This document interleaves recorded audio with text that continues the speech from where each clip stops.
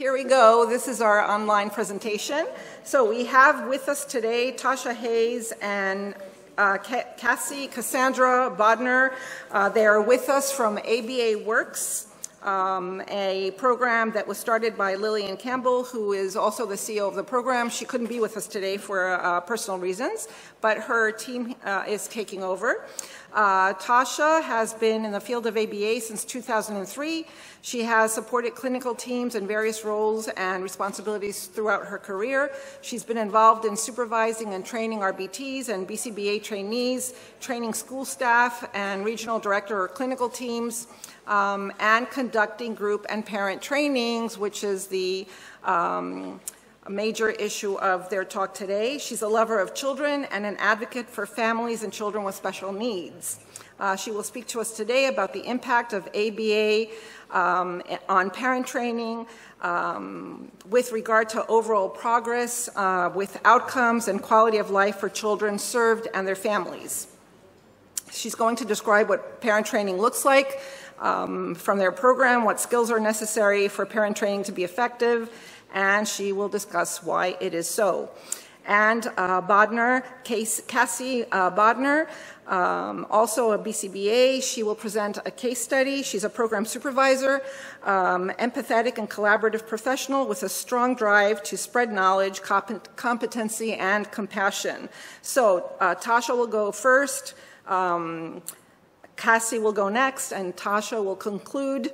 And so I won't be standing up to reintroduce them. That's why I gave you the whole story now. I'm just going to stand here so they can have somebody to look at while they're presenting. So here we go. You have the floor, Tasha. Thank you so much, Maria. Appreciate it, and thanks for having us. So, as it was eloquently stated, my name is Tasha, and we're going to be presenting on the impact of parent training. So, you'll see here, this is Lilyan, who could not be here due to personal reasons, but she had a message that she wanted to share. Let me know if you all can hear it. No, we can't hear it. Can't hear it? No. Okay, that's okay. She was just sharing that she is really, she was really excited to join you all in this conference and present this information to help support our field and those of you who are participating in the conference. This is her her accolades and what she does and who she is. This is me. We've already gone over that. And Cassie, Maria already shared all of her accolades and who she is. So we'll move on. Magali here, she helped in creating the graphing that you'll see in the case study later on in the presentation. So why this topic? What is the impact of parent training? And we're going to go over in detail in the following slides what that all pertains to. And so here are the objectives. We want to define, we'll provide the definition of what parent training is and the type of parent training. We've identified differences between the Netherlands and the US, and we'll go through that a little later on as well. We'll describe the why of parent training, why we need parent training, why it's so valuable, why it's so important. We will explain, again, the different outcomes in parent training, the differences in the Netherlands versus the US. And Cassie will explain a case study, a recent case study that we've used for this presentation and the impact of parent training. And then at the end, the plan is to give you guys some tips and tricks of effective parent training. So, definition of parent training. There's two different ways that here at ABA Works we present and what we found is effective. So starting with theory. So typically as we onboard our families and as we are working with our families, we start with the theory, the definitions of the academic piece of it initially. So we're supporting the parents through understanding the terminology, because we don't want to throw all these terms at them and they're not quite sure what it all means. ABA is new to a lot of our families, so we want to make sure that they're well versed in the terminologies, the strategies, so that when they start implementing them, they understand what it is and what the expectation is. So we start with the theory, academic part, and then we move into training where there's actual implementation. And so what that looks like typically when we start the parent training is we're going over the behavior intervention plan. We are hitting that pretty hard for their particular kiddo, where they understand what the antecedents are, what consequence strategies we're supposed to be using, what is the function, how do you navigate through their day or through particular routines. We are working with them with following task analyses. 90% of our cases involve some type of task analysis. Oftentimes it's with self-help skills. Sometimes it's through the use of shaping with functional communication. So there's various ways that we are utilizing this particular strategy and skill set. We are going over basic ABA strategies. We have to provide parents with the foundation before we move into more advanced types of skills. Data collection. We'll talk about that more, but that is identified and expected even during the functional behavior assessment process. And then homework. Our families are always provided with homework. That also starts at the FBA level as well. As soon as we get started, they're expected to take data as well as complete some homework. And then we will talk about the parent manual or handbook. This is an integral part of our parent training process. And I think that's what kind of sets us apart from a lot of other entities, is that we have a specific handbook that our team follows in order to keep our parents locked in, as well as our technicians. So the handbook, it goes over a plethora of the ABA strategies. There's 21 chapters in the handbook, but in terms of where we start, we'll talk about what the basics are, where we start with the chapters to make sure that the families are adequately prepared before going into the more challenging types of strategies. We use BST, that's behavior skills training. And for those of you who may not have heard this term before, often we are modeling, we're describing what it is, we're modeling what it is. There's rehearsal, there's role play, to make sure that those who are learning have grasped the concept as well as the implementation. So we want to make sure that everyone understands these concepts and what it looks like with the actual training. There are assignments, and then there's homework. So let's kind of delve into some of the overview of the handbook, and we'll give some examples of what it actually looks like. So the essential tools that we are utilizing within the parent manual is, the major piece of it is chapter 3. That is explaining ABA, what it is. I'm gonna move. So what it is, why it's important, and how it's actually implemented. So one of the areas that's really kind of pushed home is that ABA is provided in an enhanced learning environment. So be it a one-to-one setting, a quiet environment, a natural environment such as the home or the clinic, versus like on a playground, at the park, sometimes at a family's home or an after-school program. We find that that's a bit more difficult in terms of a starting point for our kiddos. We want to start somewhere where they are able to access their learning environment with the least amount of stimuli or distractions.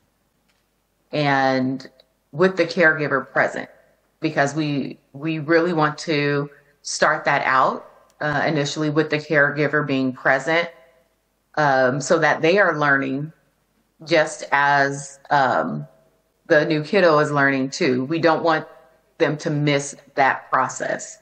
Oftentimes, you guys have probably already experienced the parents may not want to be involved, or they feel like this services is only for their child, or they may even think that they've already mastered this level because they are the parent and they've spent enough time with the child. They know their child. Now you get to know their child and you figure it out. So it's the gamut of different kind of rationales behind that. But we want the caregivers must be present.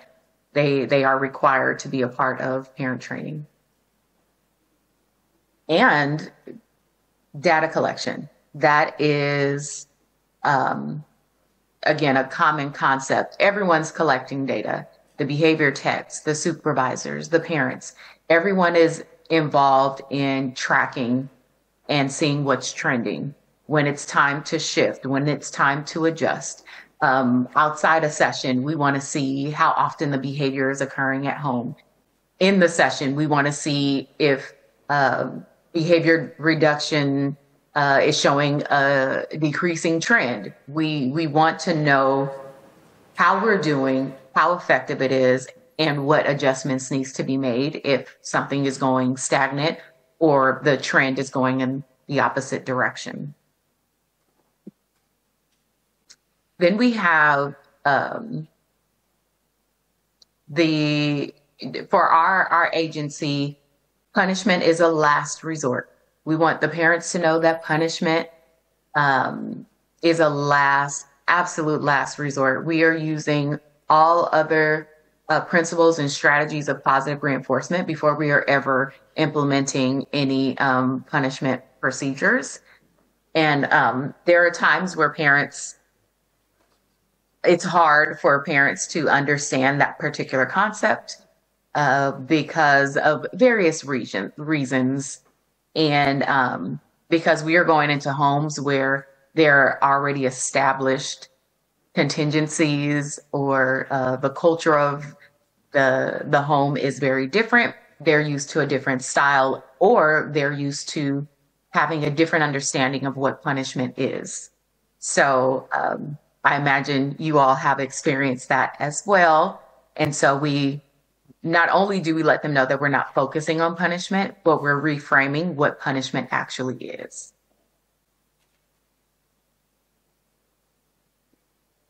And so here's an example of what the handbook homework and assignments look like. So this is from our chapter 3 that goes over what ABA is. So we have the expectation that they're going to have homework. We have the date it needs to be completed. And here's an example of what they're expected to do. So one of the assignments is write down 3 situations where you think you could use ABA. They fill that in, and then they have additional questions to respond to make sure that they've actually learned the information from the presentation or the theory part of it where it's explained. So what does ABA stand for? What does ABA do? Do we teach punishment as the first strategy? We're constantly checking for understanding. And then helping them understand making sure they got it and why it's important for caregivers to participate in caregiver training. So in terms of making sure that we've established this foundation with our families. We have a case study. This is not the case study that Cassie's going to present, but just in general, there's a new client, family knows ABA, has done ABA interventions before, caregiver has not worked with the parent handbook, but you still have to get the family's buy-in. And we'll need to explain why teaching through the handbook is important for them. So what do you explain to get their buy-in? Let's see. Cassie, did you want to jump in? Yeah, I was just going to say, so when we get to the case study part that I'm presenting, we also can get a little more in depth with this concept as well. Got it. Okay. So yeah, so you're explaining to get their buy-in, and we'll talk about the buy-in piece because that's huge. It's essential. And what are the key words to use when explaining why the parent training and the handbook is so important?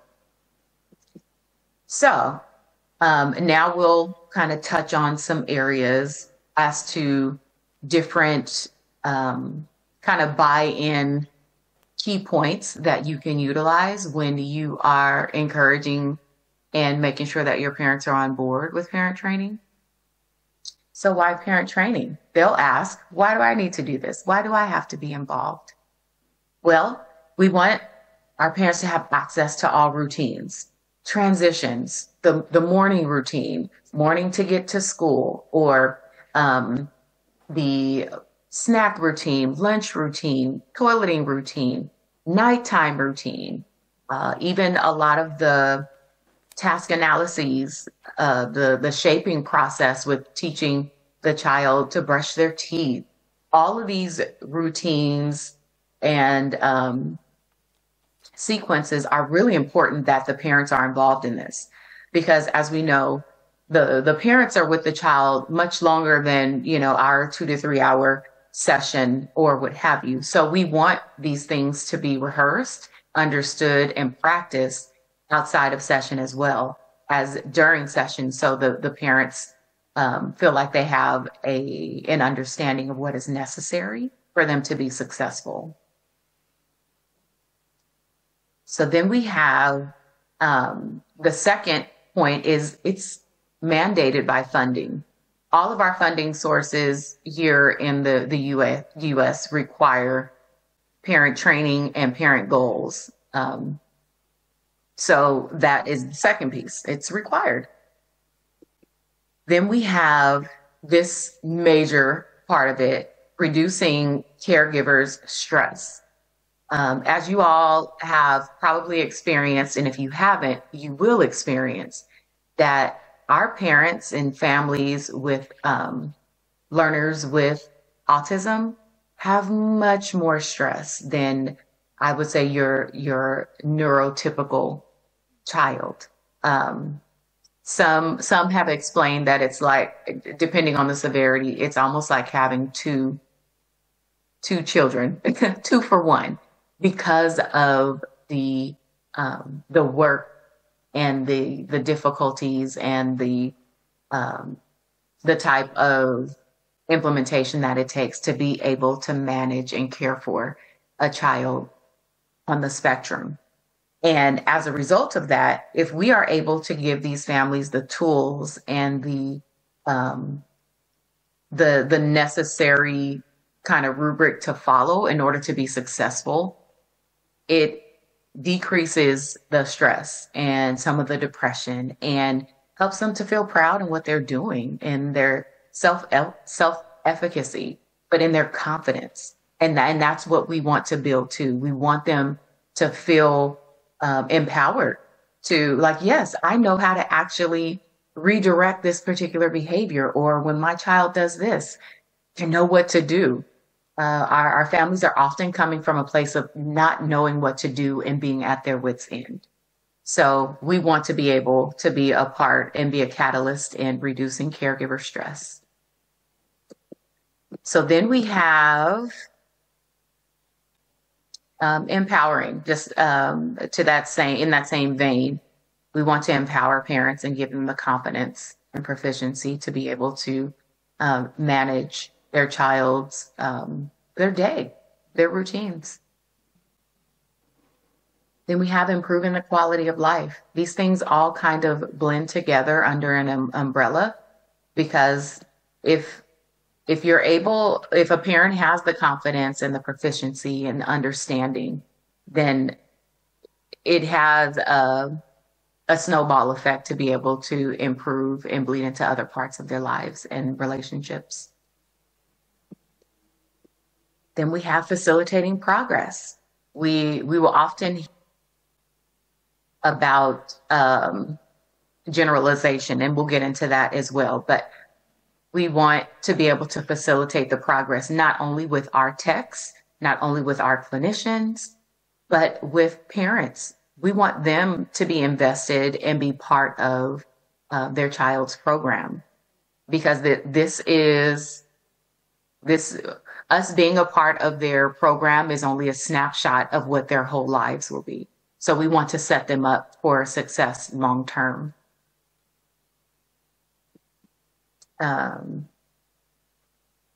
Some of the key words utilized here is success of early intervention programs and developmental functioning. This is also understanding that we don't always get our kiddos at that time. Sometimes the diagnosis comes much later. That doesn't mean that there's no hope. That just means that we're starting much later in the game, but we are still going to do whatever we can to continue to build that success and help the parents to facilitate progress.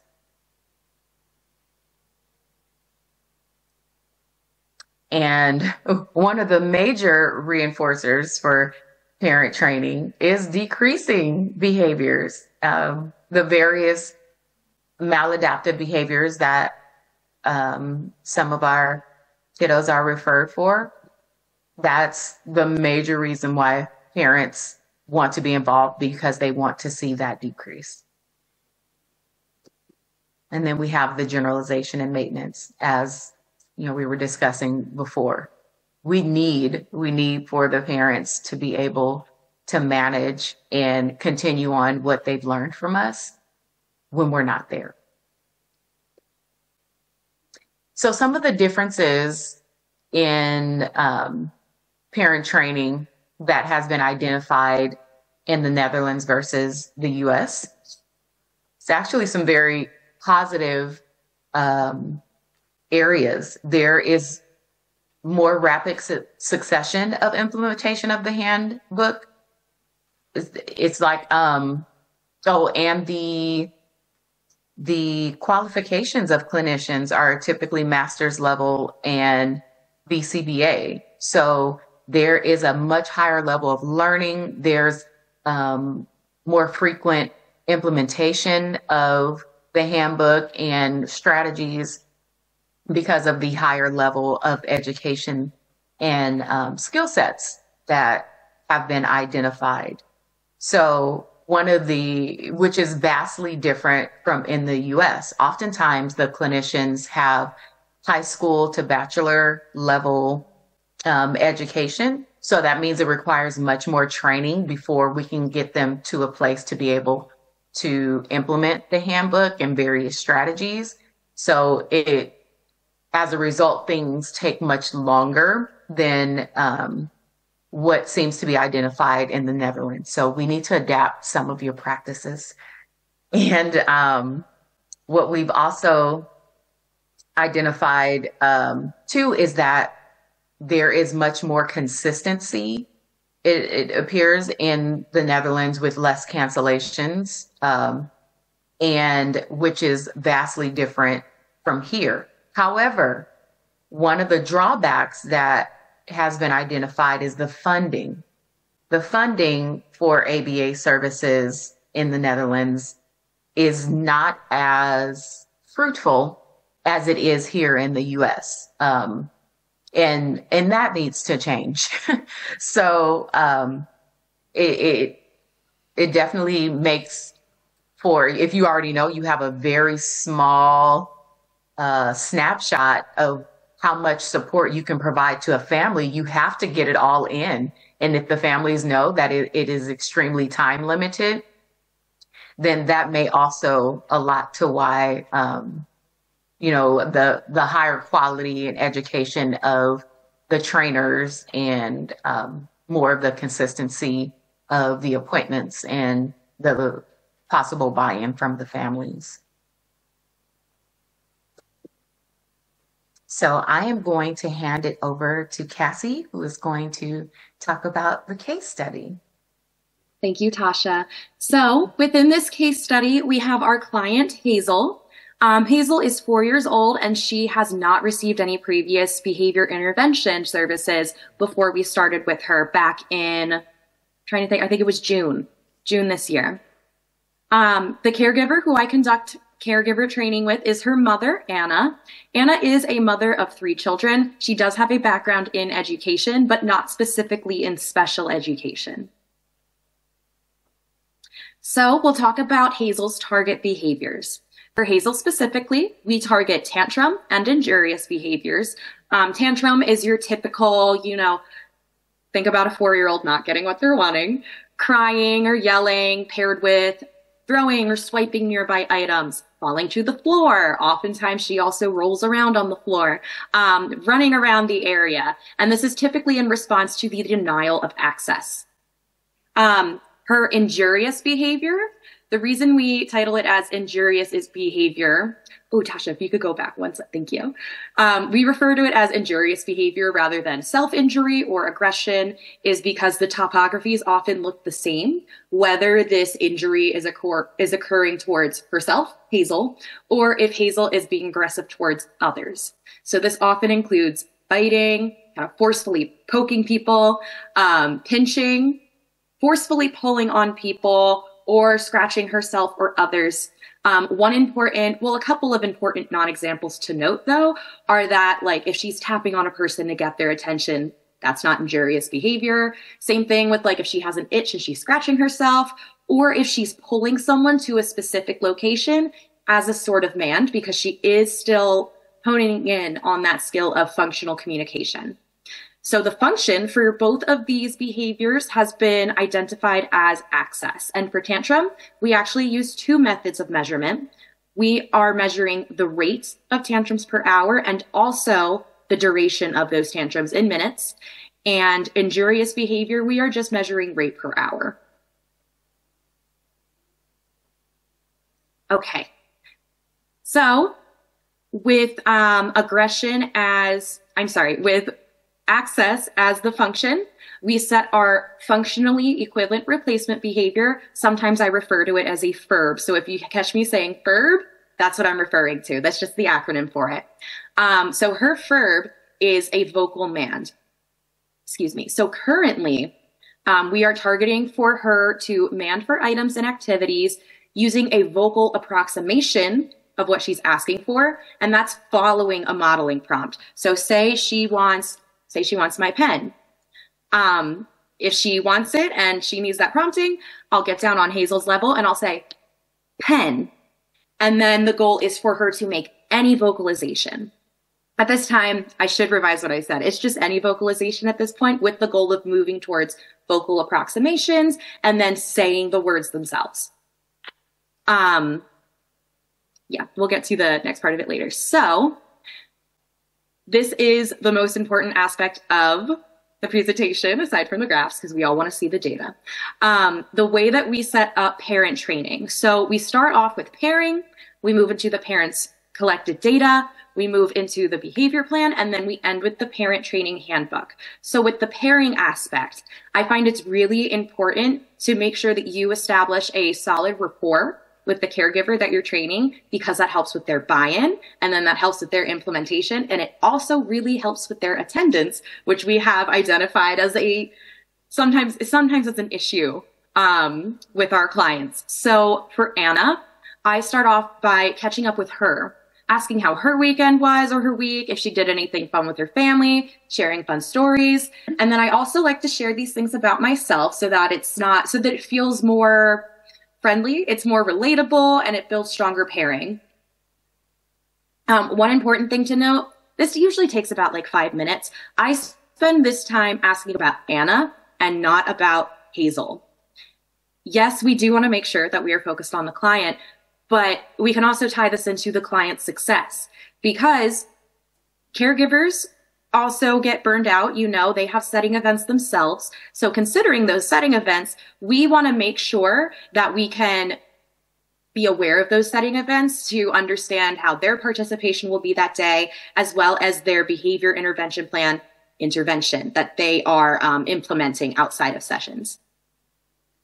So after the pairing, I shift the conversation to the data collection. So I ask Anna if she can provide me with the collected data that she's gathered on Hazel's behavior occurrence, on her success in her replacement behavior, and also in Anna's implementation of different strategies of the behavior plan. So for Anna specifically, we are on the step of her recording data on Hazel's rate and duration of tantrums, her rate of injurious behaviors, and also on Anna's implementation of different strategies. Right now, she has just mastered implementation of environmental arrangement, and then the next step is priming. She has mastered implementation of extinction, redirection, and positive reinforcement. For this case specifically, I kind of collaborated with the parent. I asked if it would be best for us to start with antecedent or consequent strategies based on what's doable for her and what she's the most anxious and motivated to get started with. And we both were in agreement that starting with the consequent strategies would be really beneficial because talking about it with the antecedent strategies, there's a lot that she kind of intuitively has been implementing herself. And I wanted to make sure she had those strategies for decreasing these behaviors when they do occur, given that they can be a safety concern, especially with the injurious behaviors. Okay, and then we get into the behavior intervention plan. So that's where I review the strategies with her. We talk about what she's been implementing. And then, sorry, I'm just trying to go as quickly as I can through this concept. So we are a little, since we are a little crunched for time. So we talk about her behavior plan, and then we get to the parent training handbook, where we go over kind of what Tasha was talking about. She was talking about chapter 3, where we talk about what ABA is. So it has many different chapters on just various kind of more general foundational skills in ABA, and understanding, you know, like the different theories and practices and implementations of them on a generalized level. And now we can get into the data. So this is where we can see, sorry, just need to make this a little bigger. This is where we can see Anna's performance in implementation of Hazel's behavior plan. So we actually started parent training in August, although Hazel began receiving services in June. This was due to some staffing issues and availability on both staff end and the parents end. So then once we did establish it, you can see that Anna has made a lot of progress. We started off kind of slow, that she mastered 2 strategies. This was when we were in the defining phase. We started off with her defining behaviors and then implementing defining strategies and then implementing the strategies. So we had some slow progress in the beginning. And then once she got the hang of it, she surpassed my expectations pretty quickly and mastered defining all of the strategies. Now I can ask her, just give her like the technical term of, can you describe to me what priming is and how you implement it? She's got it. And now we are at a point where we're working on her implementation of BIP strategies. So you'll notice that we didn't start targeting this until October. I wanted to make sure she was able to define enough of them before we started working on that implementation. And she's already mastered, let's see, it looks like 3 on this graph. I know since then she's mastered another 1 or 2. So now she's at 4 or 5 that she has mastered implementation of.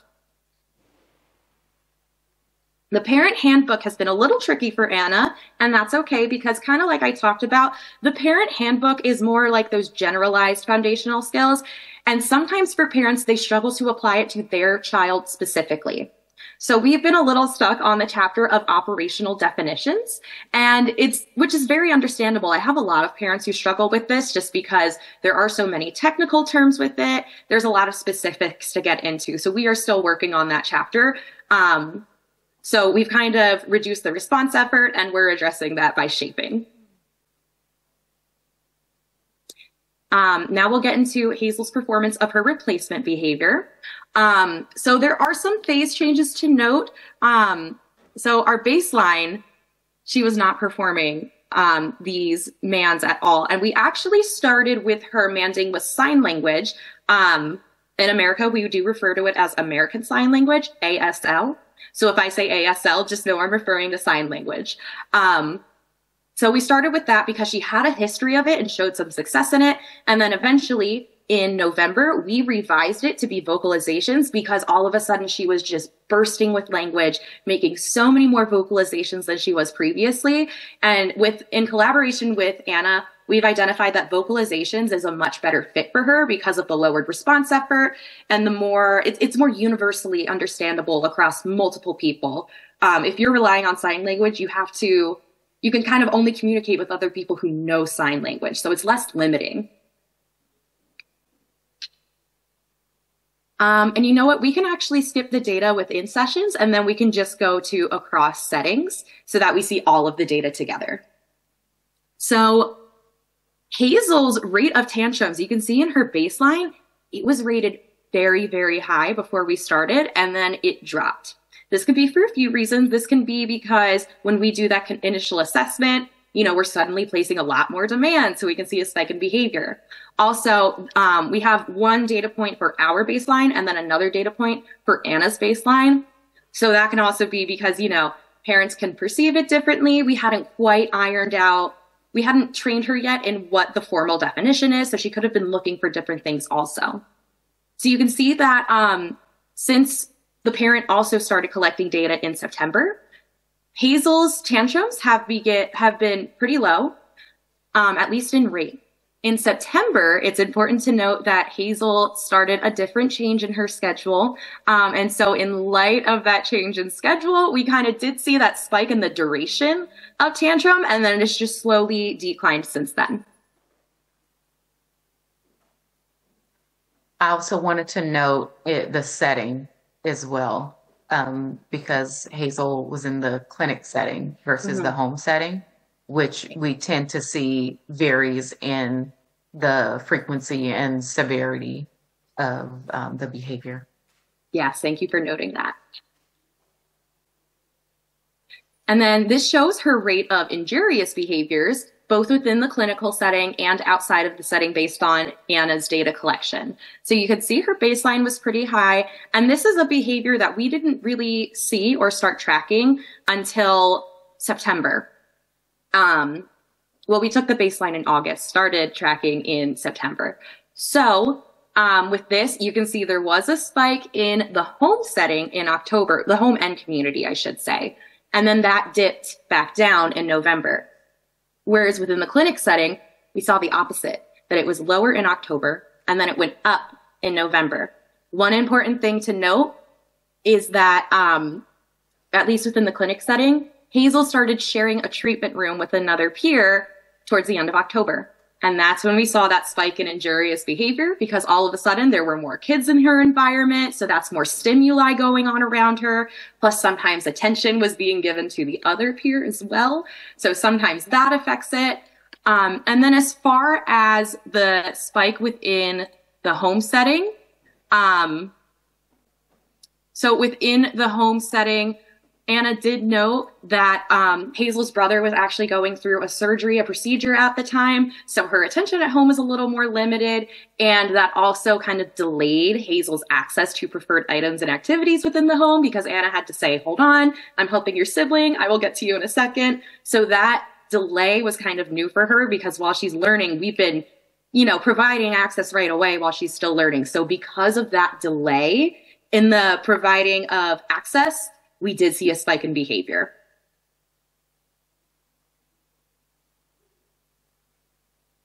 Okay, so we wanted to open up any questions that you have and also provide you with the website where you can, if you'd like a copy of the presentation and the different tips that are for you to implement and share, you know, in your on your cases, or just in general for you to have as some additional tools to keep in mind. But we wanted to open up questions now because the tips can be provided to you at a later date. Okay, thank you, Tasha, Cassandra. Questions? Oh, yes.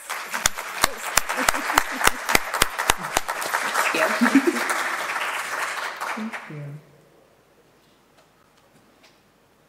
Are we good? No questions? Okay. We are good. No questions. No questions. Thank you very Awesome. much, ladies.